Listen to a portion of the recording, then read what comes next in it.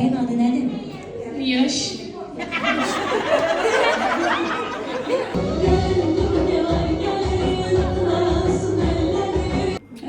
Aha, sağ ol. Oğlun gitti elinden.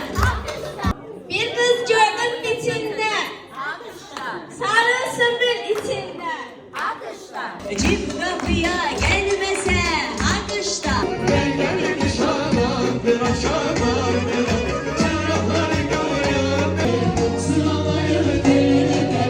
Ben girerim oğlana, onun pulu çok olsun.